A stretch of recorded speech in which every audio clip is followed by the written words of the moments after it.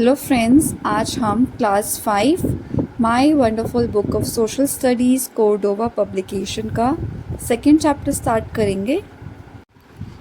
Second chapter जिसका नाम है पैरेलल्स एंड मेरिडियंस, इस चैप्टर को आज हम पढ़ेंगे। सो स्टार्ट करते हैं। A globe is a small model of the earth. When we look at a globe we see several countries and places mapped on it. So यहाँ पे जो हमें चैप्टर है ये फर्स्ट चैप्टर से रिलेटेड है। फर्स्ट चैप्टर के अंदर हमने अर्थ के बारे में पढ़ा था, मैप्स के बारे में पढ़ा था, ग्लोब्स के बारे में पढ़ा था। सो यहाँ पे उसी का ही कंटिन्यूएशन में बताया है इस चैप्टर में। सो यहाँ से कैसे स्टार्ट करा है, ग्लोब से। ग्लोब के बारे में क्या बता रहे हैं कि जो ग्लोब है ये एक स्मॉल मॉडल है अर्थ का, यानी कि ये ग्लोब है ये बिल्कुल अर्थ जैसा ही दिखता है, ठीक है। उसका एकदम छोटा सा मॉडल है। जब कभी भी हम ग्लोब को देखते हैं तो हमें उसके ऊपर क्या दिखती है, ये बहुत सारी कंट्रीज़ दिख रही हैं और बहुत सी जगह दिख रही हैं जिसके ऊपर मार्क्ड हैं। To find any place on globe or map, we use a system of imaginary lines that run from east to west and north to south. These imaginary lines are known as longitudes and latitudes. So कह रहे हैं जब कभी भी हमें ये पहचानना होता है कि मैप के अंदर या ग्लोब के अंदर कोई भी कंट्री या स्टेट कहाँ पर है, तो हम कुछ इमेजिनरी लाइंस का यूज़ करते हैं। जैसे कि हम यहाँ नीचे की तरफ देख सकते हैं, जैसे ये लाइंस दिख रही हैं। सो हम इन लाइंस को कुछ करेंगे कि जैसे बताएंगे ये हर एक डिग्रीज पर होती है लाइन। अभी मैं आपको आराम से बताऊंगी इसके बारे में कि कैसे पता लगाना है हमें कि इस कंट्रीज कैसे लोकेट करेंगे हम, ठीक है। सो इन्हीं लाइंस को क्या नाम दिया गया है, लैटिट्यूड्स एंड लॉन्गिट्यूड्स। ये इमेजिनरी लाइन है, ये सिर्फ ग्लोब के अंदर पाई जाएगी, अर्थ के अंदर ऐसी कोई लाइंस नहीं होती है, ठीक है। सो ये कहाँ से कहाँ रन करती हैं, ये east to west and north to south. North to south मतलब ऐसे लंबाई में, और ईस्ट टू वेस्ट मतलब ऐसे। The point on the north where longitude join is called north pole and the point on the south where they join is called south pole. वो lines जो एकदम ऐसे नॉर्थ टू साउथ जाती हैं और एकदम साउथ पोल को सारी लाइंस जब ऐसे लंबाई में टच करती हैं, तो इन लाइंस जहाँ पे मीट करती हैं इस पॉइंट को हम बोलेंगे नॉर्थ पोल और नीचे वाले पॉइंट को बोलेंगे हम साउथ पोल। तो जिस तरीके से यहाँ पे ग्लोब में हमें ये जो बॉल सी है ये थोड़ी टिल्टेड नज़र आ रही है, टेढ़ी नज़र आ रही है, बिल्कुल इसी तरीके से हमारी अर्थ भी ऐसे टेढ़ी ही होती है। नेक्स्ट टॉपिक देखते हैं, पैरेलल्स ऑफ लैटिट्यूड्स। अब हमें ये दो लाइंस जो हमने ऊपर पढ़ी, लैटिट्यूड्स एंड लॉन्गिट्यूड्स, अब हम इन्हीं को ही डिटेल में पढ़ेंगे। Look at the globe, can you see the lines that run in the east west direction? These circles that run from east to west are called parallels और lines of latitude. कह रहे हैं क्या आपने globe को देखा और आपने ग्लोब में ये सारी लाइंस देखी हैं जो ईस्ट से वेस्ट की तरफ जा रही हैं। ईस्ट से वेस्ट की तरफ मतलब कुछ इस तरीके से, ईस्ट टू वेस्ट, ठीक है। मैं आपको अगर यहाँ पे बताऊँ तो इस तरीके से, ये नॉर्थ, ये साउथ, ये ईस्ट, ये वेस्ट। तो जो भी लाइंस ग्लोब में यहाँ से यहाँ जाती हैं ऐसे लेटी हुई लाइंस। सबसे इजी ट्रिक है लैटिट्यूड्स को पहचानने का। लैटी मतलब लेटी, ये लाइंस कैसी होती हैं, लेटी हुई होती हैं, ठीक है। सो जो भी लाइंस ईस्ट टू वेस्ट में मूव करती हैं उनको हम क्या बोलते हैं, पैरेलल्स ऑफ लैटिट्यूड्स या फिर लाइंस ऑफ लैटिट्यूड्स।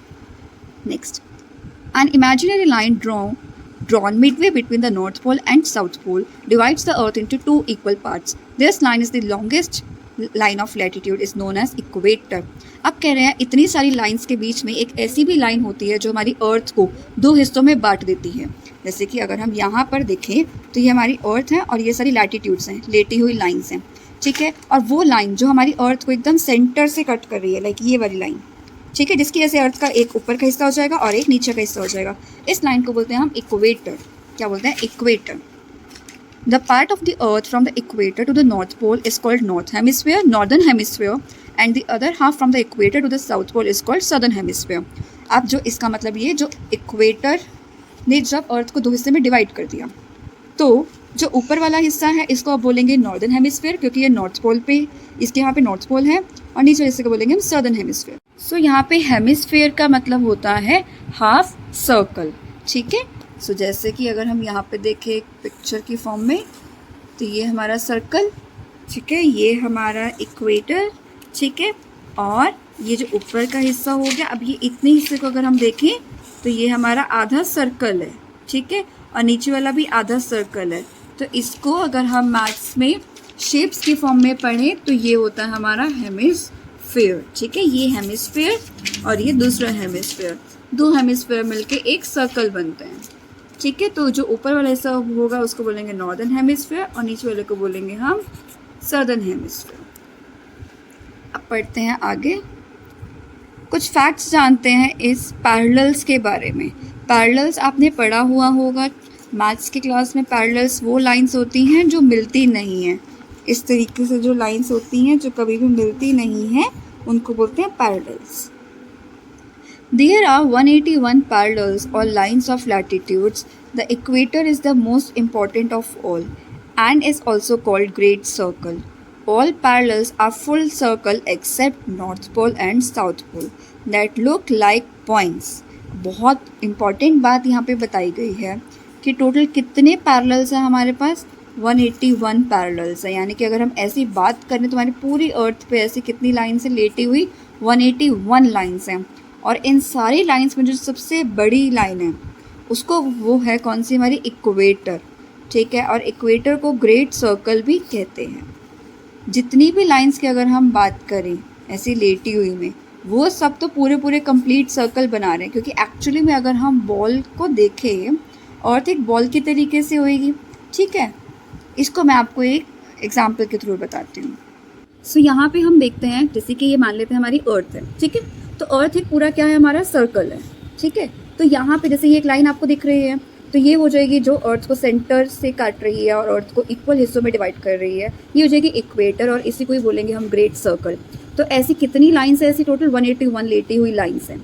ठीक है, और जो ऐसे अगर हम देखें तो ऐसे करके लाइंस बन रही हैं, ये भी सर्कल बन रहा है, ऐसे करेंगे ऊपर भी लाइंस खींचेंगे तो भी सर्कल बनेगा। बट एक पॉइंट पे आते आते ये पूरा कंप्लीट सर्कल बनता है। बट जब हम एकदम टॉप पे आ जाएंगे यहाँ पे, ठीक है, एकदम टॉप पे, तो ये हमारा सर्कल निकल आएगा। यहाँ पे इसको बोलेंगे पॉइंट। ये क्या कहलाएगा, पॉइंट। सेम ऐसे ही नीचे होएगा पॉइंट। जो ऊपर पॉइंट बनेगा उसको बोलेंगे नॉर्थ पोल, और जो नीचे बनेगा उसको बोलेंगे साउथ पोल। आई होप आपको इससे क्लियर हो गए होंगे पैरेलल्स ऑफ लैटिट्यूड्स। अब आगे देखते हैं। The length of parallels keep decreasing as we move away from the equator and go towards the pole. Same वही बात कह रहे हैं, जैसे जैसे अगर हम कहाँ से कहाँ जाएंगे, इक्वेटर से पोल्स की तरफ जाएंगे, तो ये जो सर्कल्स बन रहे हैं इनकी जो लेंथ है धीरे धीरे कम होती जाएगी। जैसे हम कहाँ से कहाँ जाएंगे, इक्वेटर से पोल की तरफ जाएंगे, तो ये छोटे होते जाएंगे circles. All parallels are at an equal distance from each other. Like parallel lines, these parallels or lines of latitudes also do not meet each other. तो यहाँ पे क्या कह रहे हैं इन पैरेलल्स ऑफ लैटिट्यूड्स के बारे में कि ये जितनी भी पैरेलल्स होंगी ये एक दूसरे से सेम डिस्टेंस पे होंगी। ये नहीं कि अगर इक्वेटर यहाँ पर है तो दूसरी पैरेलल ऑफ लैटिट्यूड उसके साथ चिपकी हुई होगी, नहीं, हर एक पैरेलल ऑफ लैटिट्यूड एक इक्वल डिस्टेंस पे होगी। ठीक है, और जैसे कि हमने पढ़ा कि ये पैरेलल्स बोलते हैं, तो जो पैरेलल लाइन्स होती हैं वो आपस में मीट नहीं करती हैं, तो इस वजह से ये भी आपस में इंटरसेक्ट यानी कि कट नहीं करेगी दूसरे को, क्योंकि आपस में इक्वल डिस्टेंस में पाई जाती हैं। सो ये था पैरेलल्स ऑफ लैटिट्यूड्स के बारे में। अब जानते हैं हम लैटिट्यूड्स के बारे में, ये कितनी डिग्रीज पर होते हैं। अब जानते हैं हम नंबर्स ऑफ लैटिट्यूड्स के बारे में। Lines of latitudes are labelled in degrees written as 0 degree.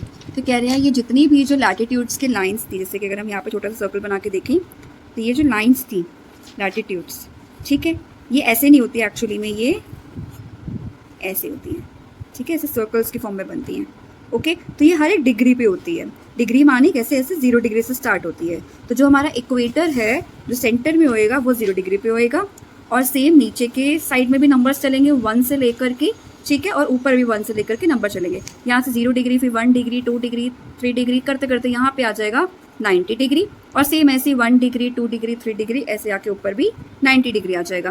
That means जो आपके पोल्स होते हैं north pole and south pole वो आपके 90 डिग्री पे हैं, और जब आपने दोनों को काउंट करा ऊपर की साइड और नीचे की साइड तो वो आपका टोटल हो जाएगा 180, और जो एक था ये हो जाएगा 181। कैसे, जैसे कि हमारी ये अर्थ है, ठीक है, और इसमें ये 0 डिग्री हो गया, बीच वाली हमारी इक्वेटर, ठीक है, और ऐसे ऊपर जाते जाएंगे तो 0 degree, 1 degree, 2 degree, 3 degree, 4 degree. अभी ये बहुत छोटा सर्कल है, यहाँ पे हम हर चीज़ को नहीं दिखा सकते हैं, इसीलिए ऐसे आप कंसिडर करते जाना, ऐसे चलता जाएगा, और जब एकदम टॉप पे पहुँच जाएंगे तो वो होएगा हमारा 90 डिग्री, और ये होएगा हमारा नॉर्थ पोल। और सेम जैसे हम नीचे की तरफ भी जाएंगे 1 डिग्री, 2 डिग्री, 3 डिग्री, तो यहाँ पे भी आएगा 90 डिग्री, हो जाएगा हमारा साउथ पोल। तो अब हम टोटल करें, जैसे कि हमने फर्स्ट में लाइन पे देखा था कि 181 होते हैं, तो कैसे 181 हो गए हमारे टोटल लैटिट्यूड्स, 90 ऊपर के, 90 नीचे के, तो 90 + 90 180, और 1 डिग्री एक और कौन सा ऐड करा मैंने, इक्वेटर, क्योंकि इक्वेटर को तो हमने काउंट करा ही नहीं था टोटल करने में, तो ये हो जाएगा 1 उसका, तो इसलिए टोटल है 181। क्लियर। सो अब यहाँ पे पढ़ते हैं The parallels are also marked as N or S according to their location apart from their value. The North Pole is written as 90 degree north and South Pole is written as 90 degrees south. There are 90 parallels in the northern hemisphere and 90 parallels in the southern hemisphere. The parallels are drawn at an interval of 1 degree. So same बात जो मैंने बताई diagram में वही इन्होंने बोली है कि अगर हमारे नॉर्थ डायरेक्शन में है लैटिट्यूड्स तो उनको हम एन करके मार्क करेंगे कि 1 डिग्री कहाँ का है, नॉर्थ का है. अगर नीचे का लैटिट्यूड है तो हम बताएंगे 1 डिग्री कहाँ का है, साउथ का है. जैसे कि यहाँ देख लेते हैं, अगर ये लैटिट्यूड है, ये ऊपर कौन सा हेमिस्फेयर है हमारा, नॉर्दर्न हेमिस्फेयर है, और नीचे वाला हमारा सदर्न हेमिस्फेयर है. तो अगर ऊपर का 1 है तो इसको बोलेंगे ये 1 डिग्री नॉर्थ है. अगर भाई यहाँ पे मार्क कर लो, मान लो कि 23 डिग्री, तो बोलेंगे 23 डिग्री नॉर्थ. सेम ऐसे ही मान लेते कि ये 23 डिग्री, तो ये बोलेंगे 23 डिग्री साउथ. ठीक है, तो इस तरीके से हम उसके अकॉर्डिंग मार्क करते हैं. और ये हर लैटिट्यूड कितने कितने के गैप में होता है, 1 डिग्री के गैप में होता है. लाइक ये 0, फिर 1, फिर 2, फिर 3, 4, एक एक डिग्री के गैप में सारे लैटिट्यूड्स आते हैं. ठीक है, अब देखो जैसे कि मैंने बताया कि ये बहुत सारे लैटिट्यूड्स हो जाएंगे. 181 है तो हम हर एक को मार्क नहीं करेंगे, हम सिर्फ इम्पॉर्टेंट लैटिट्यूड्स को ही मार्क करना सीखेंगे. और इसका आपको डायग्राम भी आना चाहिए. सो यहाँ पे देखते हैं इम्पॉर्टेंट पैरेलल्स या फिर इम्पॉर्टेंट लैटिट्यूड्स. ये already know about the equator 0 degree, north pole 90 degree north, south pole 90 degree south. There are 4 other important parallels and they are called Tropic of Cancer 23.5 degree north, Tropic of Capricorn 23.5 degree south, Arctic Circle 66.5 degree north, Antarctic Circle 66.5 degree south. ये सारे इनके degree से बता रखा है कि कौन सी वाली लाइंस पे पाए जाएंगे.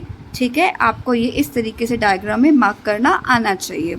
आपको पता है इक्वेटर तो 0 डिग्री पे होता है, ट्रॉपिक ऑफ कैंसर ऊपर की तरफ होता है 23.5. आप 0.5 लिखो या हाफ लिखो, एक ही बात है, नॉर्थ डायरेक्शन में.